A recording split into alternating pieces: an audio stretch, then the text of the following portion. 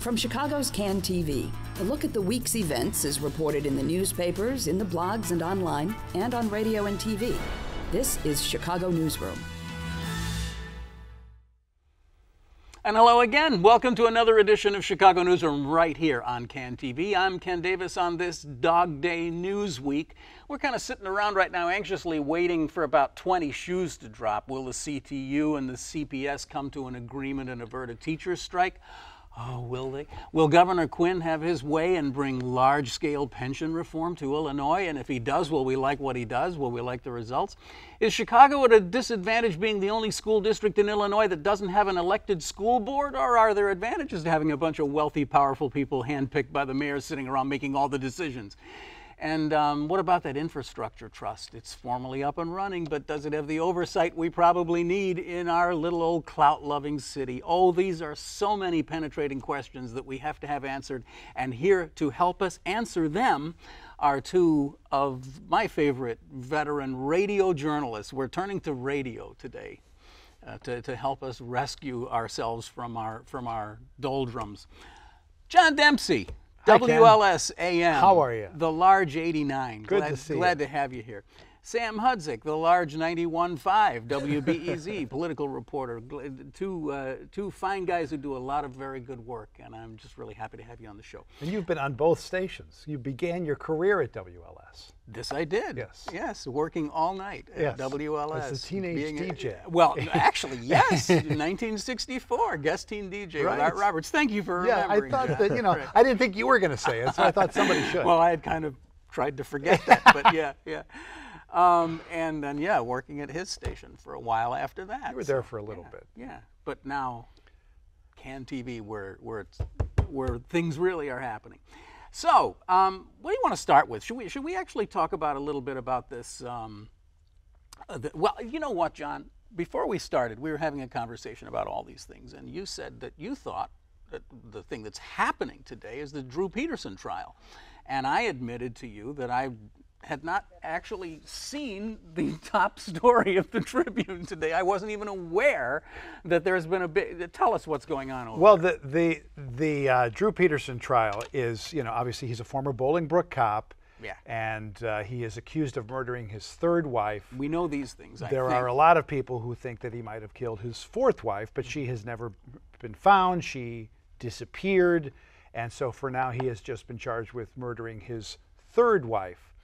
There is no physical evidence tying him to the crime. The main thing they have are these hearsay statements from various friends of the woman, Kathleen Savio, who will say that Savio told them that Peterson had threatened to kill her. She was afraid of him. There's another statement which may or may not come in from the missing fourth wife. Stacy talked to her minister and talked about the night that Savio died. Drew came home late at night, dressed in dark clothes, and he put them in the washing machine. And there might be something about the fact that he had her lie to police for an alibi as to where he was at the time that Savio was killed.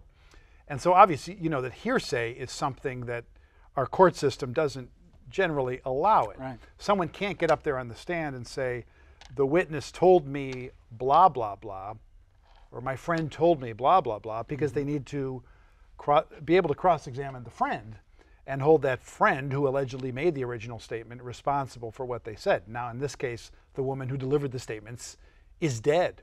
So they had extensive pretrial hearings on this, and as the result of that hearing, the judge said that he would allow some hearsay statements and not allow some others, which were really crucial. That judge then retired. There's a new judge on the case, and on Wednesday, the new judge, Edward Bermilla, said that he would be open to allowing some of the hearsay statements. So that's the big development. Yes, that the previous judge had banned, and the first one that came in was a woman who took the stand on Wednesday and tearfully told the jury that Savio told her that Drew Peterson showed up at her house dressed in a SWAT outfit and held a knife to her throat and said, "I could kill you and make it look like an accident." So if some of these hearsay statements, and as far as the future hearsay statements, I believe the judge is going to allow or decide them on a kind of a case-by-case basis. So this is not good news for Drew Peterson, I presume. It's not good news because, as I said, there's no physical evidence. There's not an eyewitness that saw him running into the house that night. The woman died in her bathtub. The official cause of death was that she slipped and hit her head on the bathtub. And then after Stacy Peterson disappeared, they reopened the Savio case and decided that it was a homicide. And so it's going to be very, very interesting to see how it plays out. And it's going. The trial is going pretty quickly. It is. It is. And we still don't know exactly what more the state will put on, but there are a number of hearsay witnesses and hearsay statements which they would like to get in to the record. Okay, Sam, I heard a great little report that you did on the radio the other day that was kind of lighthearted, but getting to the point that we've had our first day of pot ticketing in Chicago, our first week, and the numbers are not overwhelming. It's not lighthearted. No. Yeah, it started on Saturday. That was the first day the police could write tickets for low-level pot possession. Coincided with the Lollapalooza.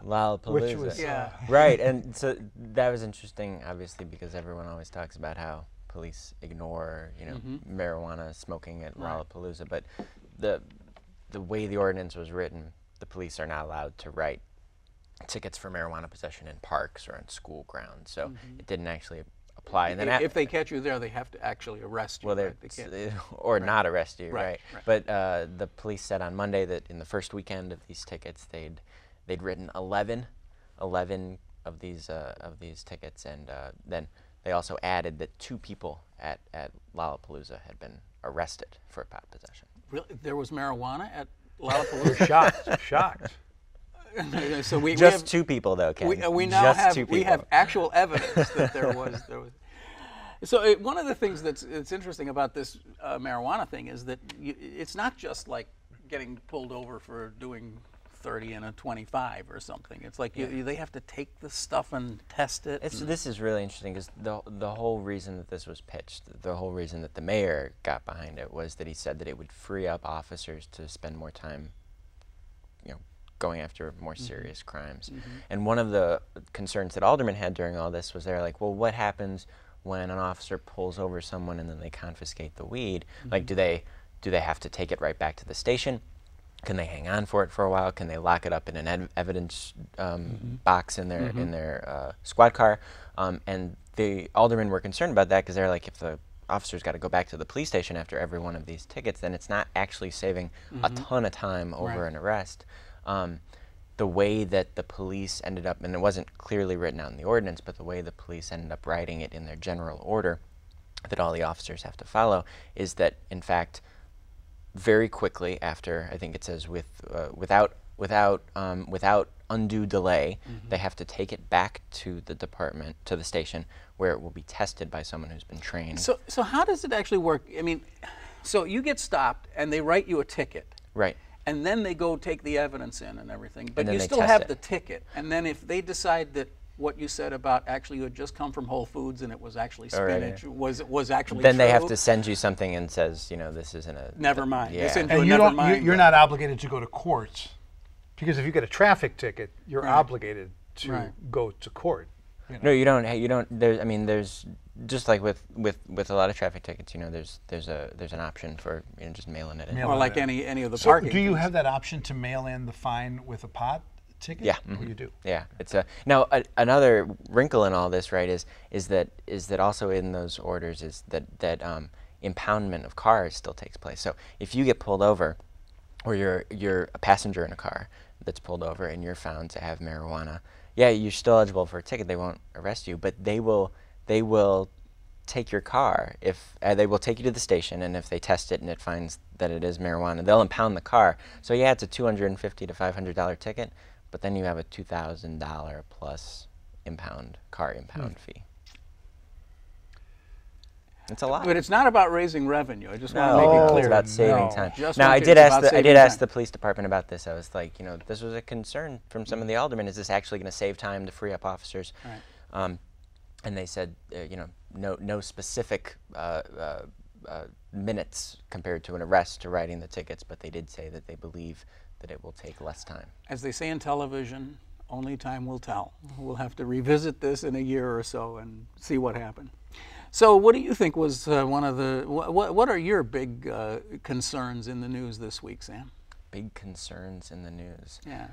I think Dog Days was a really good description. I mean, we go through August where it's sort of like, you know, just sort of working on long-term projects. Every now and then something fun pops up, something big pops up. Something fun. The Sun-Times has had a series of interviews recently with Sandi Jackson about Congressman Jackson. So I think that's going to be really interesting to watch in the weeks ahead. Well, one of the things that I found interesting, obviously the Jessie Jackson Jr. thing is critically important, and there's a new top on that story today apparently that he's gonna be coming back home in September. Sandi, the 7th Ward Alderman, Sandi Jackson, the wife of the congressman, told Lynn Sweet in the Sun-Times that he should be back to work by September. Just in time to hit the campaign trail for those November elections. Yes, and it's going to be a tough race for him, Ken. I wonder whether he'll win.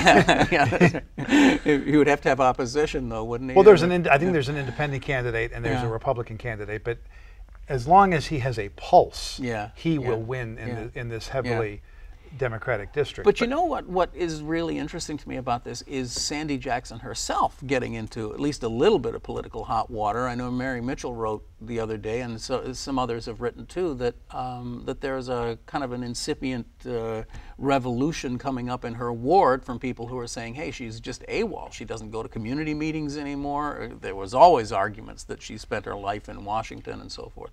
Is she in more trouble now than she? Well, I think it's interesting because when she gave her interview to Michael Sneed, detailing a lot of the facts about what happened to Jessie Jr., she said, he collapsed in our Washington home.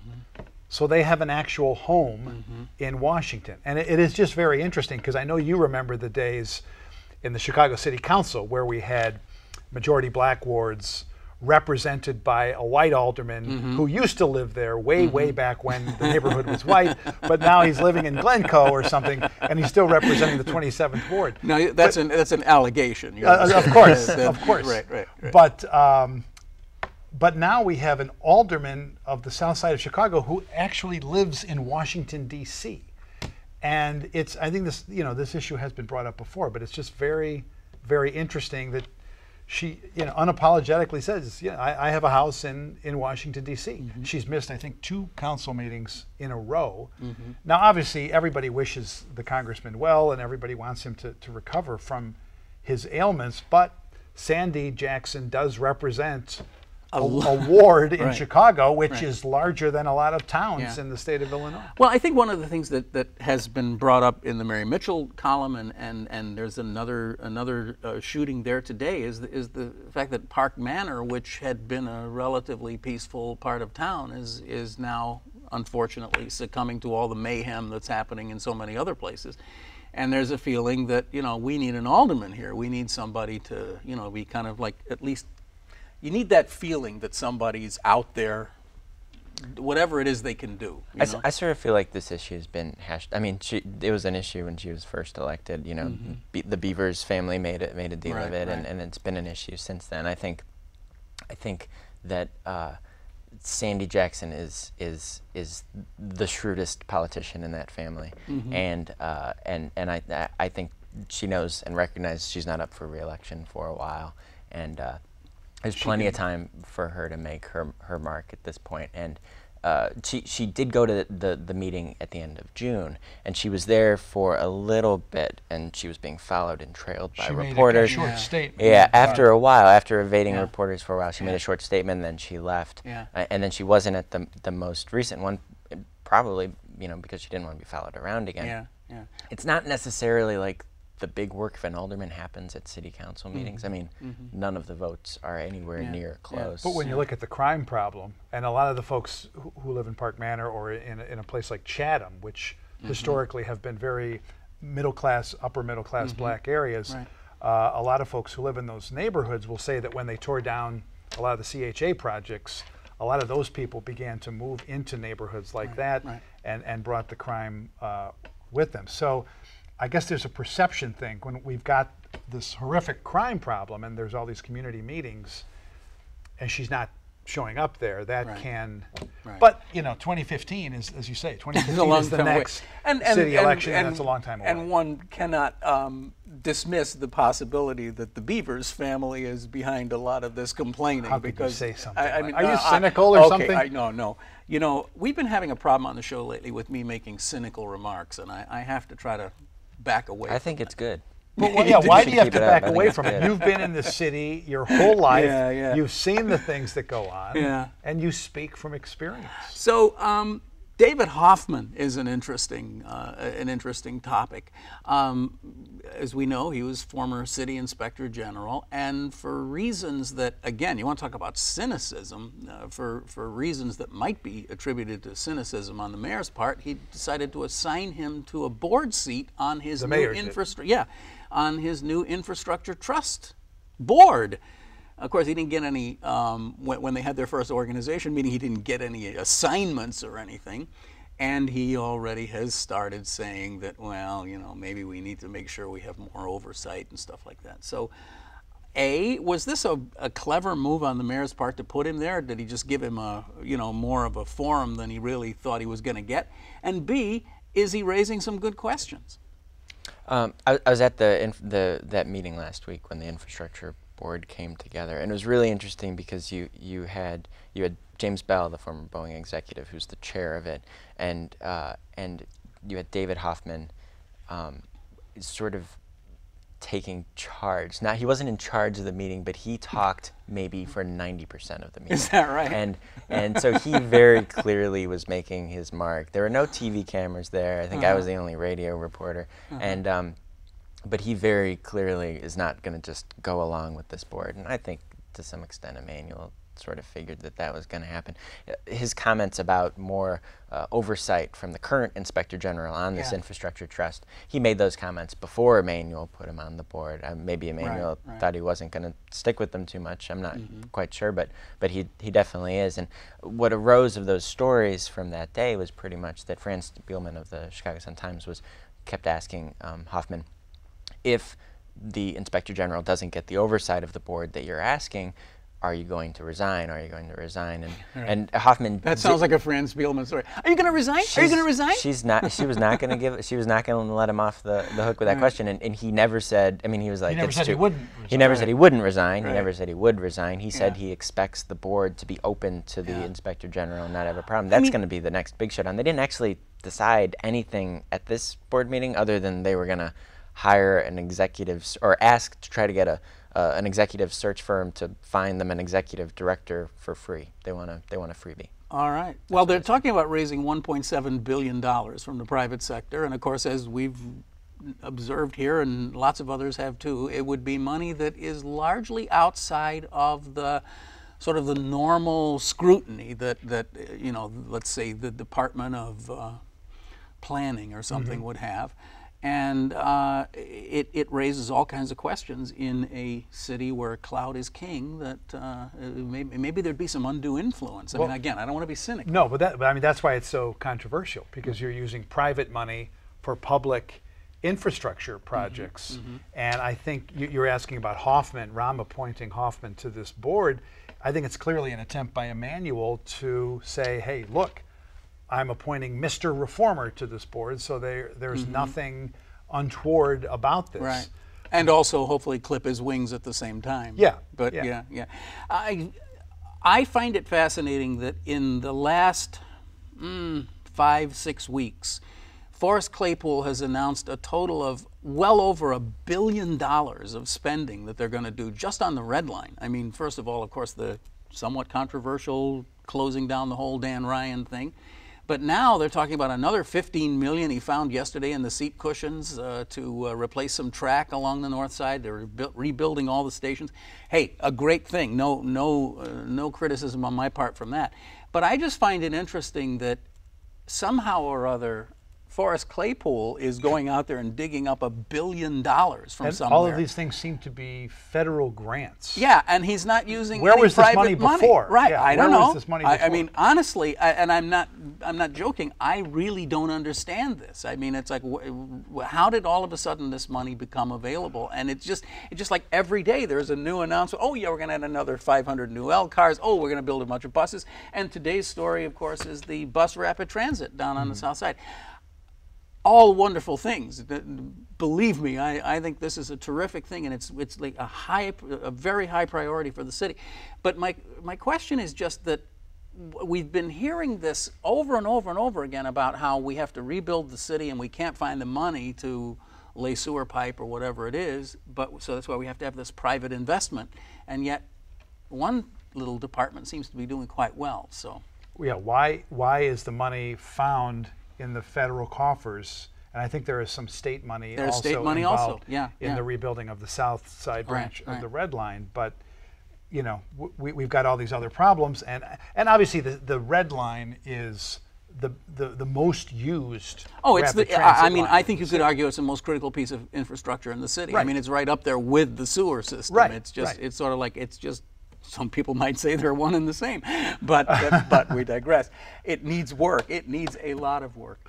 So how about we talk a little bit about George Ryan. George Ryan looks like he's lost all his appeals, but now he managed to get some work release. He's going to get released early. Yeah, Jim Thompson says he's eligible to go to Jim Thompson, the former governor, who is George Ryan's attorney, says he's eligible to go to a halfway house. I think it's 5 months before the scheduled July 2013 date of Ryan's release. And this announcement came a day after the federal appeals court again said no to George Ryan. And finally, right? I mean, yeah, there are no more This appeals. is it. I mean, he could go directly, I believe, to the U.S. Supreme Court, which I think they still haven't said whether they're going to do. But this has been going on so long, it's hard to believe that the guy is set to be out in another year. That is unbelievable to me. I mean, that 5.5 years is almost up. So, I mean, it's like, it's next July. So by the time they get through the legal proceedings, we're talking January for his work release. It looks like that's what it's going to be. Yeah, and I'm wondering what will he do when he gets out? You know, will one of his friends in government give him a job somewhere? Well, he doesn't have a pension anymore, he has no money. He's going to need to make some money somewhere, and that will be interesting to watch. I don't know. Okay, what about, since we're talking about state government, how about Pat Quinn? Pat Quinn says, you guys have been reporting on this, I know, I think you both have, but Pat Quinn says, we need a special session. We got to deal with this, the thing that I was put on earth to solve, the pension problem, right? We're going to get everybody to, and then Cullerton, the Democratic leader, his ally, his natural ally, says, no, that's going to cost too much money. Don't call the special session. Let me call them in. And then Quinn says, well, why didn't you do it? You haven't already done it, so forget it. We're not doing it your way. I sort of feel like the whole special session, regular session, it's so insider, and it sort of ignores the point about whether, what they're going to vote on once they get there. And that's always sort of been the rub when it comes to these special sessions. It was the same thing during Blagojevich. Every time Blagojevich said, you're going to come down, you're going to work on this budget, they'd say, well, what are we working on? Like, where's the proposal that we're going to work on? And Cullerton's argument is that the Senate already acted on one piece of pension legislation that the House has not. So he was like, let the House take care of that. That's a significant step. But this back and forth, these sort of power games over the special session, regular session with Cullerton and Quinn, I think that just sort of underscores the difficulties that they're going to have if the Democratic leaders can't get together on some sort of an idea on this, and they're going to fight over whether to get there. Right. I don't know. My expectations are not particularly high for August 17th. And there's an election this November, and pensions are a very controversial issue. The Democratic Party is beholden to a lot of labor unions who don't want to see a lot of drastic reforms in the pension system. And this one issue now that the Republicans and Democrats are hung up on is whether downstate and suburban school districts should have to kick in more for their employee retirements, which makes sense in a lot of ways, because if you're a suburban school board and you want to raise your teachers' salaries and their pension benefits through the roof, and then have the state of Illinois have us pay for it. Pay for it. Why shouldn't that local school district have skin in the game? Right. But the Republicans are saying that this would raise local property taxes, or else lead the schools in those districts to make severe cuts. And they don't want to do that. But then Quinn said, well, okay, so we'll give you 12 years to phase this in, right? Yeah, and still they're opposed. Still opposing. But he did give them 12 years to phase it in to lessen the blow of this. But this is an election year. Not to be cynical. Returning to our cynicism theme. So really, this is just, we're just sitting here wasting time talking about this because nothing's going to happen on August 17th. I know one thing that's going to happen on August 17th. Derek Smith is going to be expelled. They'll expel from Derek the Smith Illinois from House. Yeah. So that's really why we have a session just for that. And then the question that pops is, who's going to replace him while he's gone? Lance Tyson is who the group of Democratic committeemen from the 10th State House District got together and picked to put on the ballot in the 10th District Unity Party, I think is what it's called, challenging Derek Smith. And Smith is going to be on the ballot in November unless the people elected him before. He's the Democratic candidate. And if he does win that seat, he can't be expelled again. So he'll have another 2-year term. Wait a minute. What if he's convicted? He can't be expelled for the same offense. But are you saying that if he wins in November and then gets convicted by the federal court? Oh, no, I'm sorry. If he's convicted, then he loses the seat anyway. He loses the seat. He loses the seat, but he can't be expelled again. Oh, I get it. Okay. Right. Yeah. All right. Yeah. I know this is Illinois, but, Yeah.